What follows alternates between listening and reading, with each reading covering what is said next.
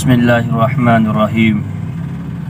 आज रमज़ानुल मुबारक का अशरा अखीरा चल रहा है और इसके अंदर एक अहम इबादत एतकाफ़ की इबादत है। अल्हम्दुलिल्लाह बहुत सारे हज़रात इस अहम इबादत के अंदर लग चुके हैं। जहाँ मर्द व हज़रात हैं वहाँ ख़वातीन भी इस इबादत के अंदर लगी हुई हैं। तो ख़वातीन के मुतल्लिक़ एक सवाल पूछा गया है। सवाल ये है कि मुफ्ती साहब, क्या औरत एतकाफ़ के अंदर बैठकर घर का खाना वग़ैरह या घर का काम कर सकती है या नहीं? और इसी तरह ये भी बताइए कि क्या घर के अफराद उस औरत के साथ उसके एतकाफ़ वाले कमरे में सहरी और इफ्तार वग़ैरह कर सकते हैं या नहीं?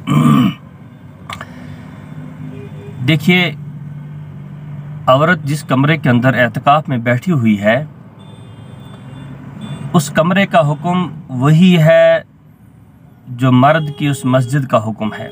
जहाँ मर्द जिस मस्जिद के अंदर एतकाफ़ में बैठा है उस मर्द के लिए जो हुक्म है वही इस औरत के लिए भी उस कमरे का हुक्म है कि बशरी तकादा शरई उज़्र के बिना जिस तरह मर्द मस्जिद से बाहर नहीं जा सकता, इसी तरह यह औरत भी इस अपने एतकाफ़ वाले कमरे से बाहर शरई उज़्र के बिना यानी बशरी तकादे के बिना इस कमरे से बाहर जाना इसके लिए जायज़ नहीं है। अगर ये कमरे से बाहर जाएगी तो इसका एतकाफ़ टूट जाएगा। अब ये औरत अगर किचन के अंदर खाना बनाने जा रही है, बर्तन धोने जा रही है, तो इससे इसका एतकाफ़ टूट जाएगा।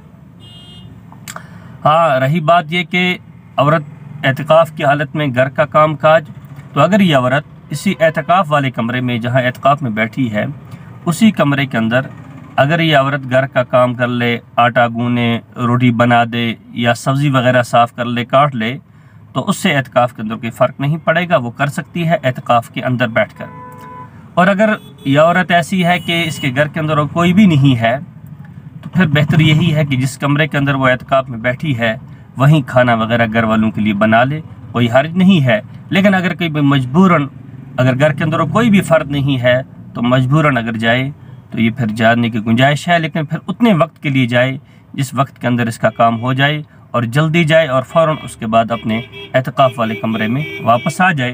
लेकिन बेहतर यही है कि जो औरत एतकाफ़ के अंदर बैठ रही है उससे चाहिए कि एतकाफ़ में बैठने से पहले अपने किचन का इंतज़ाम कर ले, खाना बनाने वगैरह का कोई और इंतज़ाम करके बैठ जाए।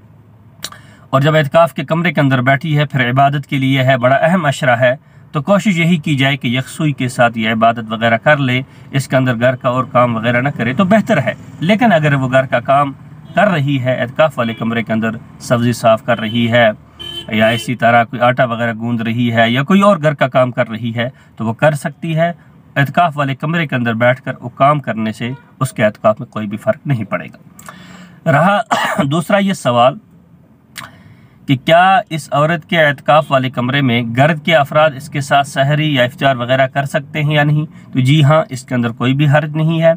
घर के अफराद इस औरत के साथ बैठकर इसी के एतकाफ़ वाले कमरे में इफ्तारी भी कर सकते हैं, सहरी भी खा सकते हैं, इसमें कोई भी हर्ज नहीं है। हाँ, अलबत्ता वहाँ बैठने के बाद दुनियावी बातें या और लंबी गुफ्तगू जैसे हम कहें गपशप वगैरह वहाँ लगाना उनके लिए जायज़ नहीं होगा। अलबत्ता सिर्फ इफ्तियार या सहरी वगैरह के लिए अगर वहाँ बैठे तो कोई हर्ज नहीं है। इसी तरह घर के अफराद इस औरत के साथ उसके कमरे के अंदर ज़िक्र व अज़कार के अंदर कुरान पाक को सीखने सिखाने के मशगले से अगर बैठना चाहें तो बिल्कुल बैठ सकते हैं, उससे कोई भी हर्ज नहीं होगा।